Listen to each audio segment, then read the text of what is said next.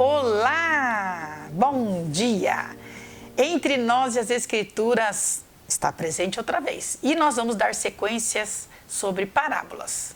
Já falamos algumas e vamos até onde o Espírito Santo nos dirigir, tá bom? Antes de tudo, bora lá deixar seu like, curtam, compartilhe, se inscrevam, envie para os amigos, vai ser bênção de Deus. Parábola de hoje, interessantíssima, os primeiros assentos. Aonde se encontra? Lucas capítulo 14, do versículo 7 ao 14. Essa parábola, ela é contada somente no evangelho escrito por Lucas, tá bom? E ela vai falar pra gente, eu já quero deixar uma frase aqui interessante. É perigoso querer comprar relacionamentos. Conhece alguém que quer comprar relacionamentos? A pessoa que que age dessa maneira, tem que ter a mente que os mesmos não se manterão sem as devidas moedas de troca. Os primeiros assentos vai nos ensinar isso, tá bom?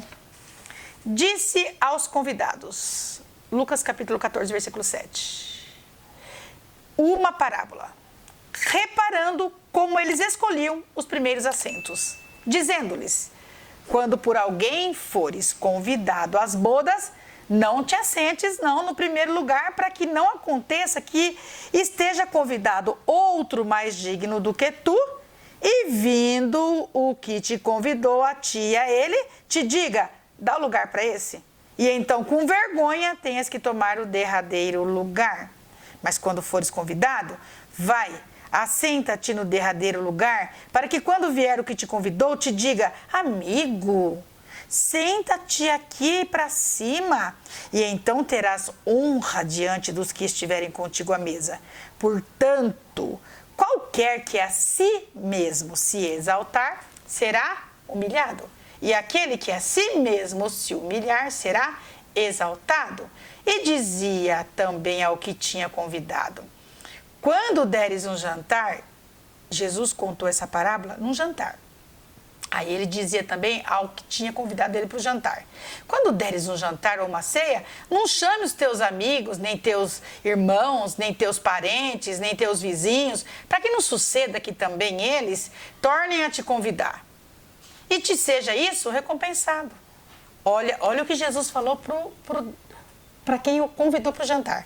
Mas quando fizerdes um convite, chama os pobres, chama os aleijados, chama os mancos, chama os cegos. E aí sim você será bem-aventurado, porque eles não têm com que te recompensar. Mas recompensado serás na ressurreição do justo. Gente, olha que parábola espetacular. Os primeiros assentos. Olha que parábola espetacular. Essa parábola foi contada em um jantar, na casa de um fariseu, que convidou Jesus para o jantar. Mas esse jantar tinha uma motivação. Quando a gente faz um jantar, uma festa, a gente não tem um motivo. Ah, vou fazer essa festa aqui, vou reunir toda a minha família, vou cantar parabéns para minha neta. Qual o motivo? Comemorar o aniversário da minha neta. Ah, eu quero fazer um culto de ação e graças. Tem alguma coisa que eu vou agradecer a Deus, tem um motivo. Qual foi a motivação? Provocativa. Não foi uma motivação legal. Por quê? Porque os religiosos judaicos daqueles dias estavam buscando ocasião para perseguir Jesus. E aí? O que eles fizeram? Primeiro colocaram um aleijado na frente para provocar uma cura no sábado e assim acusar Jesus que ele tinha quebrado o descanso do sábado. Mas o Senhor perguntou para eles, o que vocês fariam? Vocês não soltam o animal se ele cair num poço no sábado? Eles socorreriam de imediato ou deixariam o socorro para um outro dia?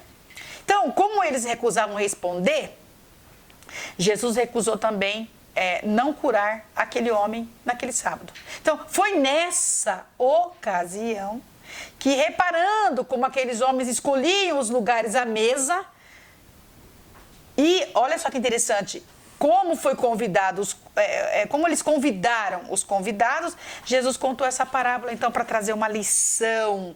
Ou seja, Jesus estava dando uma lição porque os fariseus o convidaram, não porque queriam bem a ele, convidaram Jesus somente para observá-lo. Mas não sabia que eles estavam sendo, na verdade, observados por Jesus. Um detalhe interessante que a gente precisa falar dessa parábola, precisa ser entendido, era como que funcionava naquela época os assentos à mesa. Na verdade, a acomodação era como se fosse um sofá chamado de triclínio, que ele era assim em forma de um U, sabe? Um sofá em forma de um U. Esse era mais ou menos o exemplo do mesmo tipo de assento da última ceia, quando Jesus deu lugar de honra para Judas e João reclinou a cabeça no peito dele. Vocês lembram disso? É mais ou menos assim. Então, os lugares de maior honra, eles eram próximos ao anfitrião. Quem estava dando a festa, quem chamou para o jantar, o lugar de honra era aquele lugar próximo ao anfitrião, à esquerda e à direita daquele assento central. E esses eram também os primeiros lugares dos convidados. Quanto mais longe desse local se assentava, mais longe dos lugares de honra estavam. Então, quem estava mais próximo do anfitrião estava no lugar de honra. Quem estava mais distante estava mais distante dos lugares de honra. O que Jesus estava alertando com esse ensino, irmãos? Eu quero que vocês guardem isso no coração. O perigo de pensar. De se pensar que sendo convidado, você é o mais importante no ambiente. Você entende? Era isso que ele estava falando. Olha, cuidado, pois se chegar alguém que desfruta de um maior prestígio, você vai ter que sair e ceder o lugar para ele. Ele vai ser tratado melhor, vai receber um melhor tratamento e vai ser convidado a sentar nos melhores assentos. Então, o que acontece? Desse modo, para aquele que se precipitou no início, não vai sobrar outra opção, a não ser o quê? Volta para os últimos lugares. Certamente, aqueles fariseus estavam entendendo o que Jesus estava falando. Jesus não estava aqui, gente, dando uma mera aula de etiqueta. Aqui é o melhor assento. Não, não era isso, não. Ele estava ensinando uma das maiores e mais nobres virtudes, que é a humildade. Estava falando sobre o perigo de nos sentirmos mais do que de fato somos. Tem gente que se sente mais do que de fato é. Nós não somos nada, tudo é Deus. Então as palavras de Jesus continuam valendo para os nossos dias. Aquele que, pois, a si mesmo se exalta, será humilhado. E todo aquele que a si mesmo se humilhar, será exaltado. Mateus 23, 12. Então é bom que se entenda que essa parábola de Jesus ensinava duas lições centrais. Quais eram? Primeira, a importância de praticar a virtude da humildade. Segunda, perigo de viver uma vida onde tudo que faz é esperando algo em troca. Tem gente que tudo que faz, ou ele está dando importância para o seu próprio eu, e está esquecendo da virtude maior, que é a humildade, ou ele está fazendo aquilo esperando alguma coisa em troca. Jesus não estava proibindo ninguém de jantar em família, Jesus não estava proibindo ninguém de reunir a família. Isso é maravilhoso, isso aí não tem como confrontar. Jesus aqui estava confrontando a postura dos fariseus, que faziam as coisas, chamavam, reuniam, apenas pensando no favorecimento pessoal, na troca de favores e privilégios. Cuidado, viu? Com essas pessoas que só fazem as coisas pensando na troca de favor. Viu? Isso é um perigo. Então, Jesus estava falando para eles, não é assim que funciona não, tá bom? Vamos caminhar para o final?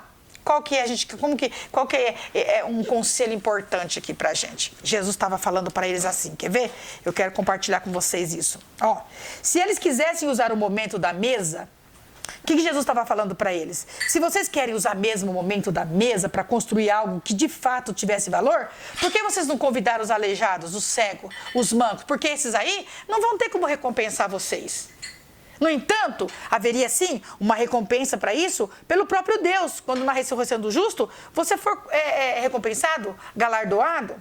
Agora, os religiosos da lei usou a categoria que eles excluíam. Olha só que interessante, que coisa importante. Para os religiosos da lei, Jesus usou a categoria que eles excluíam. Quando Jesus falou, por que vocês não chamam os mancos, os cegos? Olha, os religiosos eles não concordavam com isso.